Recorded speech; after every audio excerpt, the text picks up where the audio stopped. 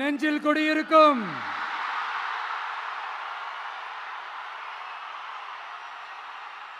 உங்கள் அனைவருக்கும் என்னுடைய வணக்கம். வணக்கம் வணக்கம் வணக்கம் வணக்கம்.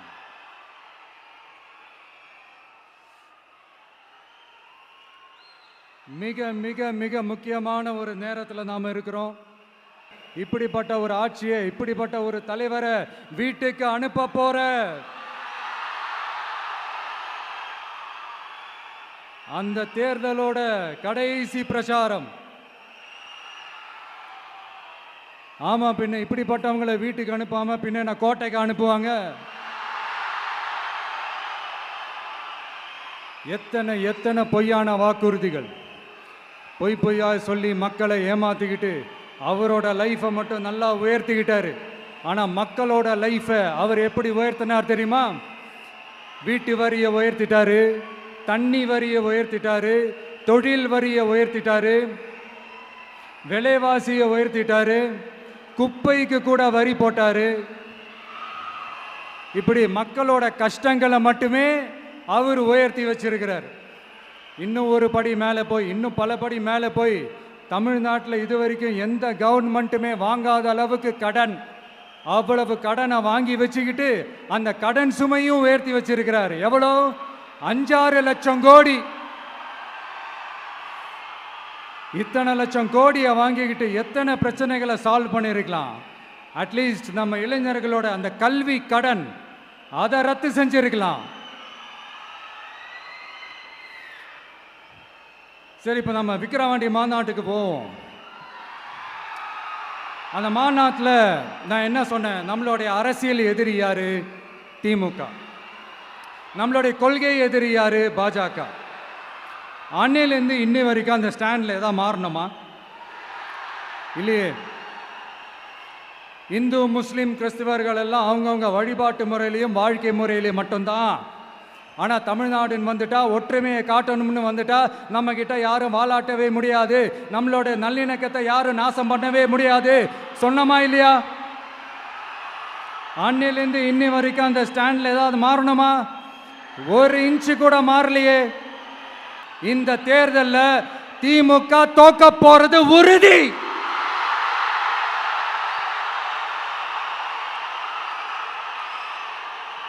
தோத்துட்டு அந்த ஆஃப்டர் எலெக்ஷன்ஸ் அந்த எஃபெக்ட் என்னவா இருக்குன்னு இப்பவே சொல்றேன். கட்சியை காப்பாத்திக்கணும்ல. ஏகப்பட்ட கேஸ்லாம் இருக்குதுல்ல, லஞ்ச கேஸு, ஊழல் கேஸு, திருட்டு கேஸு, அவங்க குடும்பத்து மேல, மினிஸ்டர்ஸ் மேல எல்லாத்தையும் காப்பாத்திக்கணும்ல. போய் மோடி அவர்கள் காலையும் அமித்ஷா அவர்கள் காலையும் திமுக விழுதா இல்லையான்னு பாருங்க. அன்னைக்கு தெரியும் மக்களே, சிறுபான்மை சகோதரர்களே, அன்னைக்கு தெரியும் இந்த திமுகவோட மொத்த சாயமும் வெளுக்க போகுது. அது மட்டுமா, பாஜகவோட முதல் அடிமை யாருன்னு போட்டி வேற. நீயா நானா, நானா நீயா, யாருக்கு யாருக்கும்? இந்த திமுகவுக்கும் மற்றும் பலருக்கும். அதனால சிறுபான்மை சகோதரர்களோட இந்த விஜய் கூடவே நிப்பான் நிப்பான் நிப்பான். அதுல எந்த மாற்று கருத்துமே கிடையாது.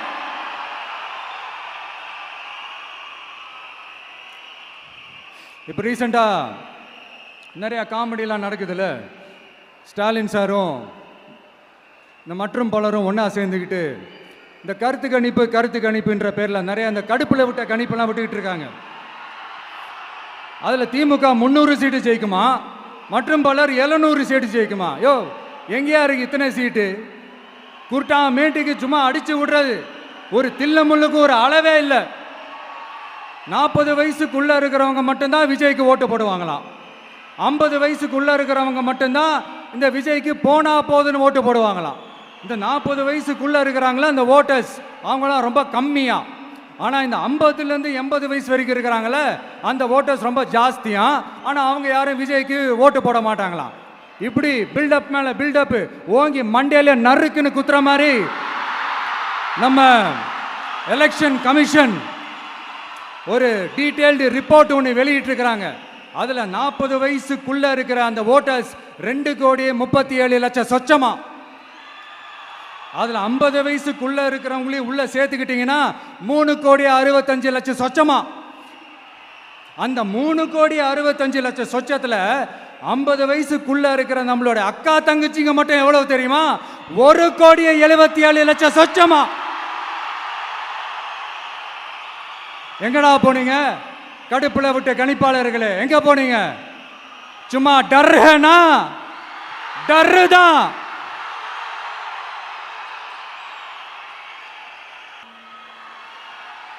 புதுசா ஃப்ரெஷ்ஷா ஒரு நல்லாட்சி கொடுக்கக்கூடிய, ஒரு மாற்றத்தை கொடுக்கக்கூடிய நம்மளுடைய டிவிகேவை நாம எல்லாருமா சேர்ந்து கொண்டு வருவோம்.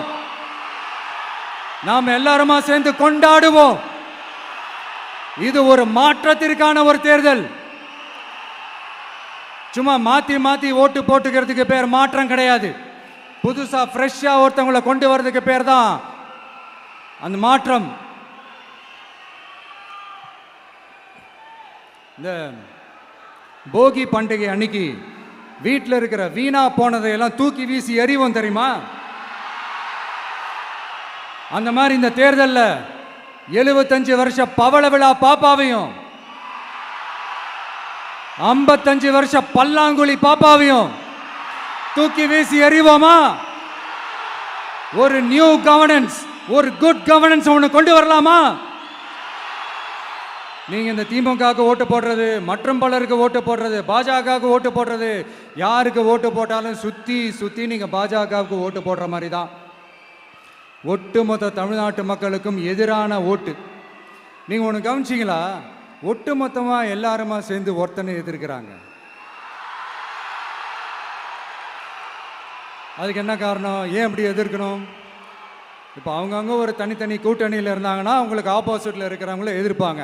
ஆனால் ஒட்டு மொத்தமாக எல்லாருமா சேர்ந்து ஒருத்தனை எதிர்க்கிறாங்க. அதுக்கு என்ன காரணம்? ஒட்டு மொத்தமாக எல்லாருமா சேர்ந்து ஒரே கூட்டணியில் இருக்கிறாங்க. என்ன தப்பு பண்ணிட்டான் இந்த விஜய்?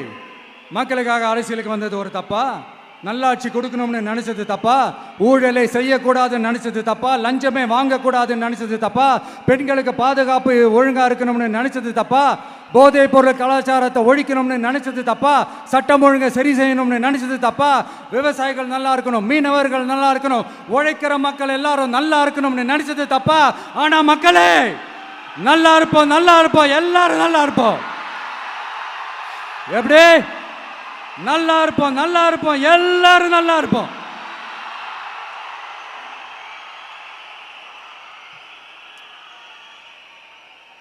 இந்த நேரத்தில் ஒவ்வொரு வீட்டில் இருக்கிற என்னுடைய குட்டி நண்பா நண்பீஸுக்கு ஒரு ரிக்வெஸ்ட். உங்களுக்கு ஏதாவது ஒரு சாக்லேட்டோ இல்லை ஏதாவது ஒரு கிண்டர் ஜாய் வேணும் அப்படின்னா அழுது அடம் பிடிச்சி சக்ஸஸ் பண்ணிடுறீங்கல்ல. அந்த மாதிரி உங்களுக்கு ஏதாவது ஒரு ட்ரெஸ் வேணும்னா அழுது அடம் பிடிச்சி சக்ஸஸ் பண்ணிடுறீங்களே. அந்த மாதிரி உங்களுக்கு பிடிச்ச இந்த விஜய் மாமாவுக்காக, இந்த விஜய் மாமா ஜெயிக்கணுன்றதுக்காக, நம்ம தமிழ்நாடு ஜெயிக்கணுன்றதுக்காக உங்க வீட்டில் இருக்கிற உங்களுடைய அம்மா, அப்பா, சித்தி, சித்தப்பா, பெரியப்பா, பெரியம்மா, ஒவ்வொரு வீட்டில் இருக்கிற ஓட்டு போடுற வயசுல இருக்கிற அண்ணா, அக்கா எல்லாருக்கிட்டையும் விசில் சின்னதுக்கு ஓட்டு போட சொல்லுங்க. சப்போஸ் யாராவது ஓட்டு போடாம வீட்டில் உட்கார்ந்துட்டு இருந்தாங்கன்னா அவங்க காதலியே போய் அன்பா விசில ஊதி ஓட்டு போட ஓட வைங்க. விசிலுக்கு ஓட்டு போடுற வரைக்கும் விடாதீங்க. இப்படிதான் இருக்க போது இந்த தேர்தல். இந்த கூட்டணி கணக்கெல்லாம் தூள் தூள் ஆயிடுச்சு. இந்த அரித்மேட்டிக்ஸ், மேத்தமேட்டிக்ஸ் எல்லாம் தூள் தூள் ஆயிடுச்சு. அடுத்து இந்த ஓட்டுக்கு காசு கொடுத்து இந்த சத்தியம் வாங்குறது எல்லாம் பொய் சத்தியம், பொய்யர்கள் வாங்குற சத்தியம், அதெல்லாம் நம்பாதீங்க. அடுத்து இந்த பாஜக வந்துடும், இந்த பூச்சாண்டி வேலையெல்லாம் சுத்தமாக எடுபடாது. இந்த பாசிச சக்திகள்லாம் சுத்தமாக எடுபடாது. மக்கள் ஆல்ரெடி டிசைட் பண்ணிட்டாங்க. இந்த திமுகவும் வேணாம், மற்றும் பலரும் வேணாம், முக்கியமாக இந்த பாஜக வேணவே வேணாம், ஆல்ரெடி டிசைடட். அதனால இந்த சர்வே கீர்வே எதையும் நம்பாதீங்க.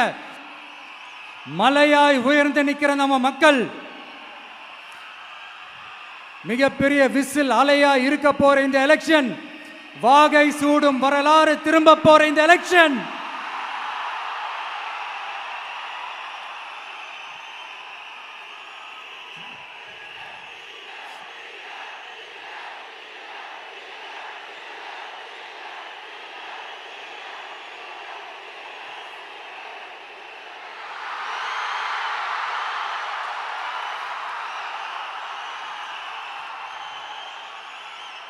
அதனால சார், ஸ்டாலின் சார்,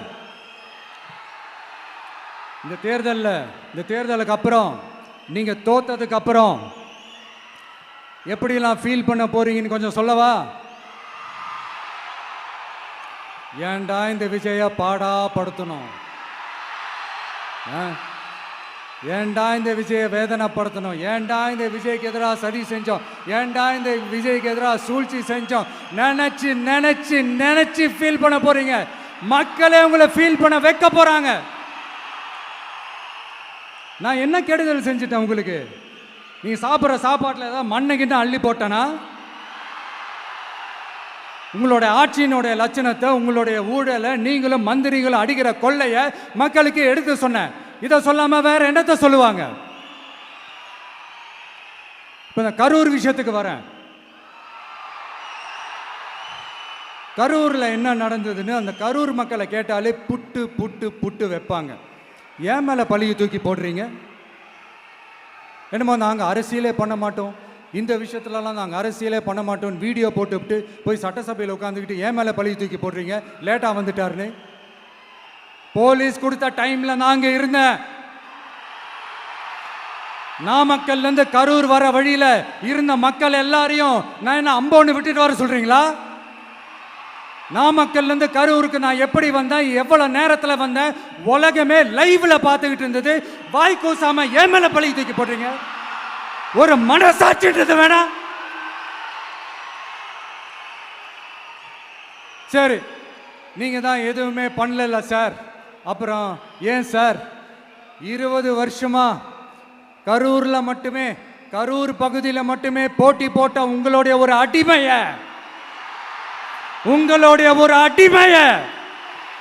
ஏன் கோயம்புத்தூர் வரைக்கும் ஓட வச்சீங்க?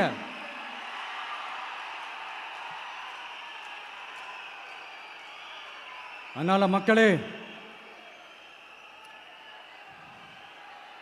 அத்தனை வழிகளையும் தாங்கிக்கிட்டு உங்களுக்காக நீதி கேட்க வந்த இந்த விஜய், இப்போ நான் உங்ககிட்ட நீதி கேட்கிறேன். நீங்க தயவு செஞ்சு எனக்கு நீதி வழங்கணும். ஒரே ஒரு வாட்டி ஆசையா இருக்கு, ஒரே ஒரு வாட்டி ரிப்பீட் பண்ணிக்கிட்டுமா?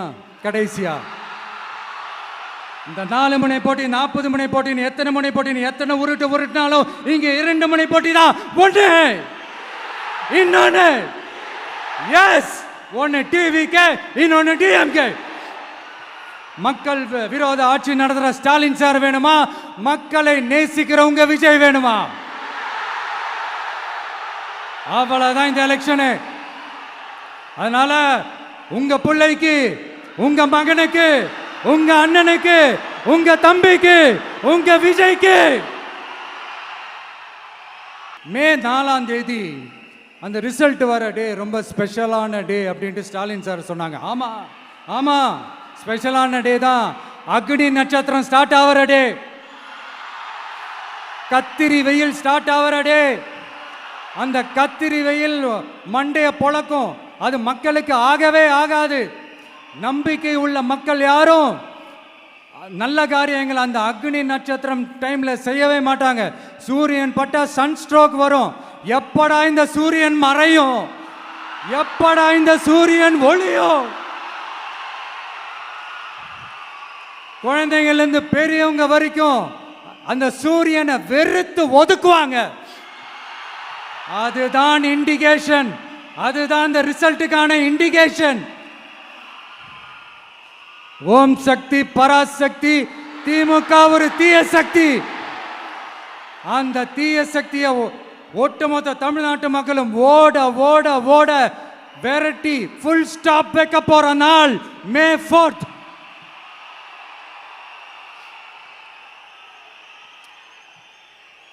நம்ம ஆட்சிக்கு வந்த அடுத்த நிமிஷம் என்ன செய்ய போறேன்னு சொல்றேன்.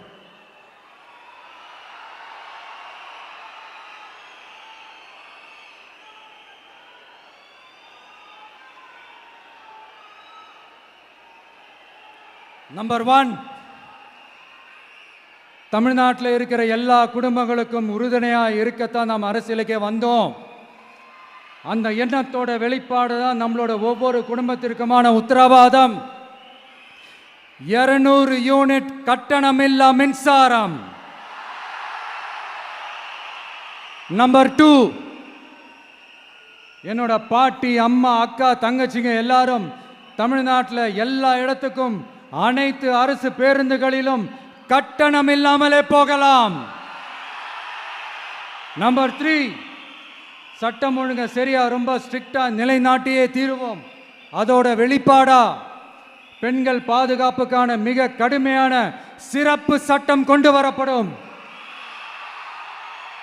அது மட்டும் இல்ல, நம்ம இளைஞர்களோட பாதுகாப்புக்காக போதைப் பொருள் தடுப்பு மற்றும் ஒழிப்புக்கான சிறப்பு சட்டம் கொண்டு வரப்படும். And I will visit one district headquarters, that is the collector's office of Tamil Nadu, to meet the public of that particular district and receive their petitions. இதை நான் ரெகுலரா பண்ணுவேன். இதெல்லாம் செய்வோம். இதோட நாம சொன்னதெல்லாம் கொஞ்சம் கொஞ்சமா நம்ம ஆட்சிக்கு வந்ததுக்கு அப்புறம் செஞ்சு காட்டுவோம். சொல்லாததையும் செய்வோம், அது வேற விஷயம். ஆனா இப்போ நம்மளால செய்யறத செய்ய முடிஞ்சதை மட்டும் இப்போதைக்கு நான் சொல்லியிருக்கிறேன்.